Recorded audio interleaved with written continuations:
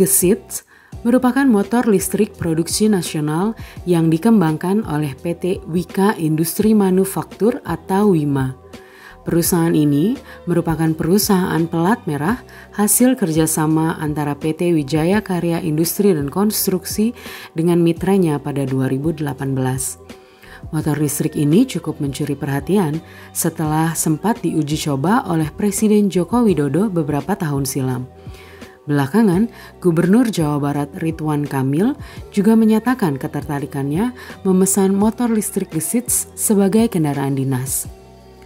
Lalu, sudah berapa banyak motor listrik produksi Gesit? Bagaimana pula respon masyarakat? Serta infrastruktur pendukung apa yang dibutuhkan agar masyarakat mau beralih ke motor listrik? Berikut perbincangan tim BUMNING.com dengan General Manager Sales and Marketing PT Wika Industri Manufaktur, Abdullah Alwi.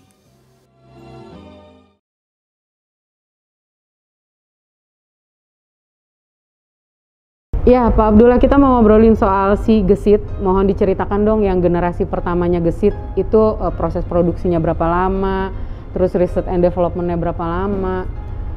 Ya mungkin sekilas mengenai sejarah Gesit ini. Ya, boleh. Jadi memang Gesit ini berawal dari satu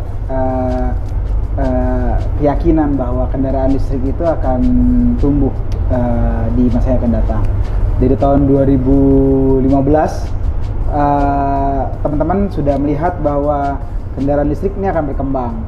Di saat itu, di saat yang bersamaan kebetulan Institut Teknologi 10 November ITS mereka juga sedang ada penelitian pengembangan kendaraan listrik, dan di situ antara industri dan juga universitas bertemu, di mana dari riset inilah akhirnya Gesit berkembang dan dibina oleh Kementerian Riset Dikti waktu itu, mempertemukan antara industri dalam hal ini inisiator Gesit dan juga Universitas ITS dan Wika Industri Konstruksi, di mana mungkin orang-orang pada bertanya-tanya, kok Wika yang bermain di konstruksi bikin motor? Nah, ternyata Wika Industri Konstruksi, anak perusahaan dari Wika Wijaya Karya, memang dari tahun 1995 sudah bergerak di bidang supply part otomotif. Dan jadi bukan hal yang mustahil, di tahun 2018 Wika Industri Konstruksi bersama partnernya mengembangkan manufacturing untuk kendaraan listrik dengan membentuk anak perusahaan bernama Wika Industri Manufaktur. Disingkat WIMA ya? Atau disingkatnya dengan WIMA. Jadi produksi pertama itu tahun berapa? Perdana Gesit? Jadi tipe yang saat ini kita lihat adalah kita sebut tipe perdana ya, atau Gesit G1 ya. Dimana Gesit G1 ini di tahun 2018 kita sudah mulai mengusung tipe ini, dan berlanjut di tahun 2019, tepatnya tanggal 25 April 2019 kita launching di IMS waktu itu, dan alhamdulillah penerimaan masyarakat cukup banyak dengan adanya booking fee yang cukup banyak waktu itu. Dan di saat itu juga setelah melakukan launching, kami masih melakukan sebuah yang kita sebut endurance test sampai dengan 10.000 km. Kita uji motor tadi sepanjang 10.000 km, dan kita lihat dari generasi pertama ini ada hal-hal apa aja yang sehingga banyak sekali ada hal-hal yang kita improve sampai saat kita delivery customer, yaitu di akhir 2019 atau awal 2020. Oleh karenanya banyak customer bertanya-tanya waktu itu, kok lama sekali? Karena memang kami ingin memastikan benar-benar unit ini sebelum sampai ke masyarakat sudah dalam kondisi yang terbaik yang kami bisa berikan. Jadi awal 2020 itu baru di launching untuk masyarakat umum ya? Di delivery ke masyarakat umum. Sejauh ini antusiasme masyarakat bagaimana? Terus dari yang sudah menggunakan, masalahnya mereka ketemunya di mana gitu ketika menggunakan? Keluhannya, curhatnya itu biasanya soal apanya? Oke. Setelah 2020, awal 2020, akhir 2019 kita delivery ke masyarakat, kita sedang gegap gempita ingin grow ya. Dan hanya saja waktu itu seperti kita tahu pandemik melanda, COVID-19 berkembang di Indonesia yaitu bulan Maret. Nah itu yang cukup agak memukul nih dalam proses pendistribusian gesit, sehingga saat itu tidak hanya di Indonesia tapi di beberapa wilayah lainnya yang terganggu, membuat perkembangan ekonomi agak melandai. Dan setelah itu kita tidak tinggal diam. Di bulan Mei dan Juni dan seterusnya kita terus melakukan pendistribusian ke masyarakat dan sampai ke beberapa wilayah Indonesia. Dan bagaimana respon masyarakat terhadap unit perdana kita? Alhamdulillah sampai saat ini responnya positif, di mana kita memberikan satu produk motor listrik yang memang standarisasi kualitas dan juga produk kami berikan yang sesuai dengan harapan pasar.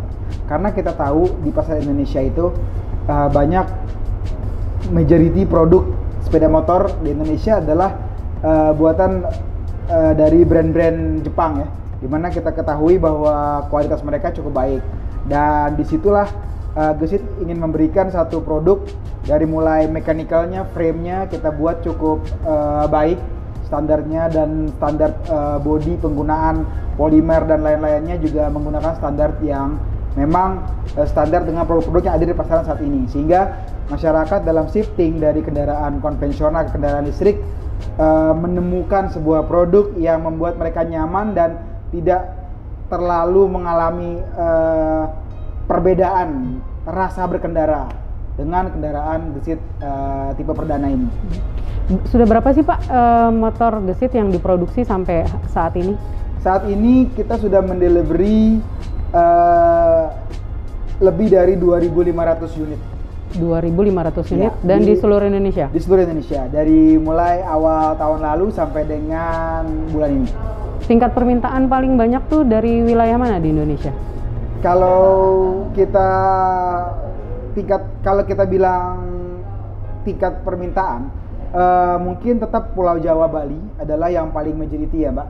Walaupun saat ini kami kebetulan secara bisnis dari Wima sendiri selaku prinsipal dan manufacturing kendaraan merek gesit ini, kami bekerja sama dengan konsep distributor. Kami saat ini sudah ada distributor di 28 provinsi Mbak. Dan yang cukup agresifnya adalah di luar dugaan kami adalah Indonesia Timur, di mana perkembangannya cukup pesat, walaupun memang Jawa Bali tetap menjadi target market utama. Kalau lembaga pemerintahan tadi yang Pak Abdullah sempat singgung, sudah berapa banyak lembaga pemerintahan yang menggunakan motor gesit? Oke, jadi saat ini memang penjualan motor gesit didominasi oleh korporat dari pemerintahan.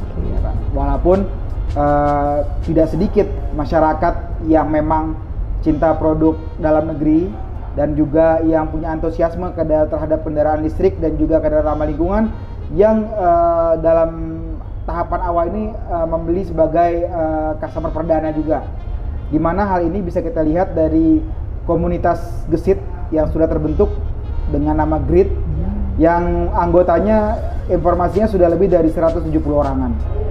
Dan di lingkungan pemerintah dan juga korporat yang paling banyak penyerapan adalah di lingkungan PLN. Nah, PLN cukup banyak penyerapan, dan juga beberapa kementerian dan juga BUMN lainnya yang memang membutuhkan tidak hanya kendaraan ramah lingkungan, tetapi kendaraan hemat energi dan juga simple dalam penggunaannya.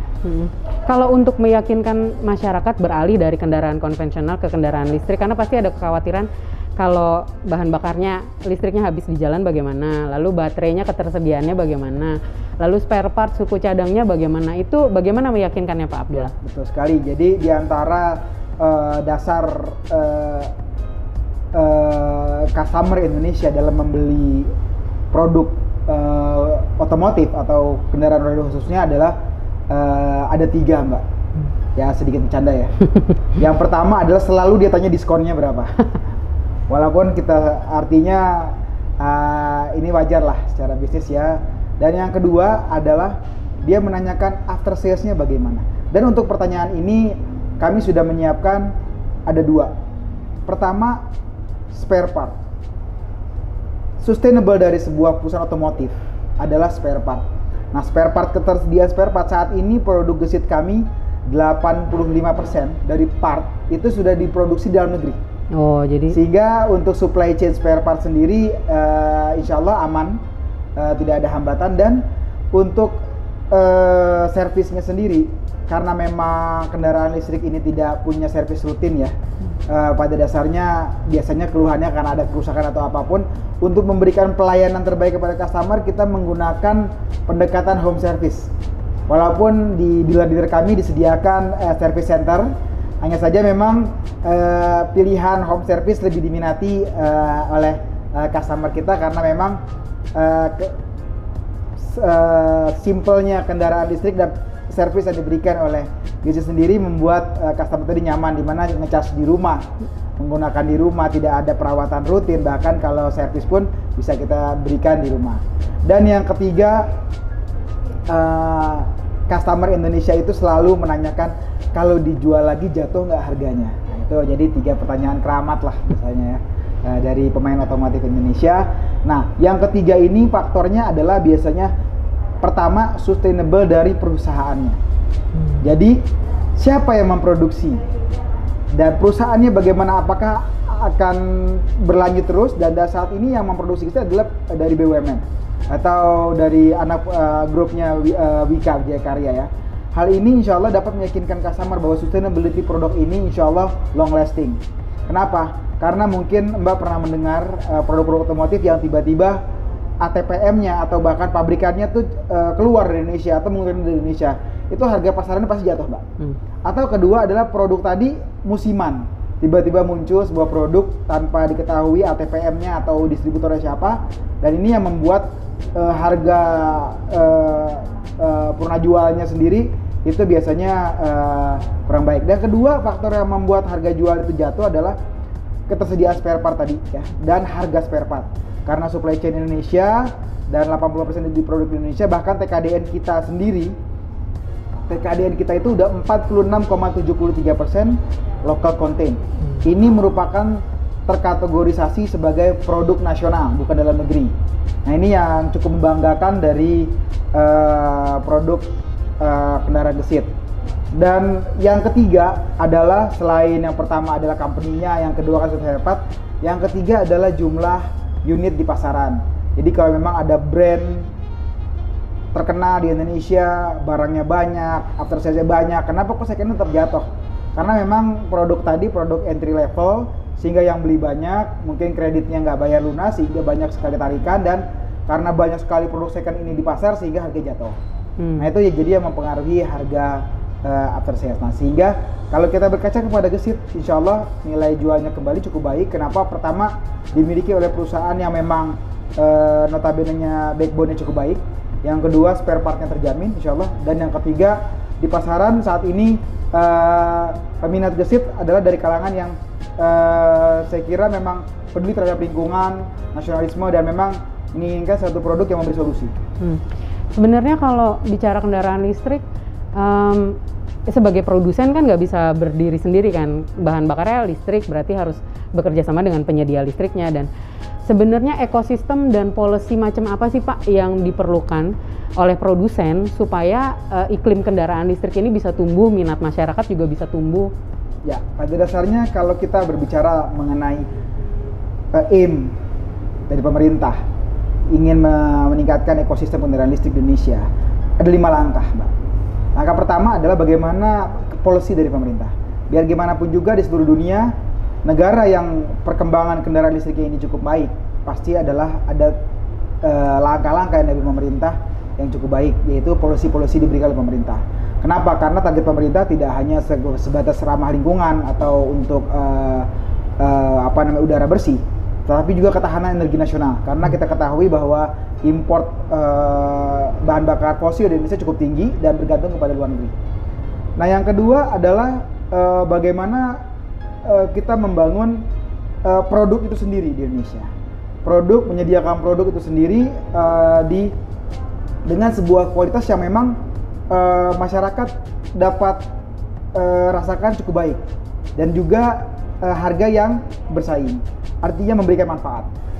ketiga adalah yang tidak kalah pentingnya adalah supply chain.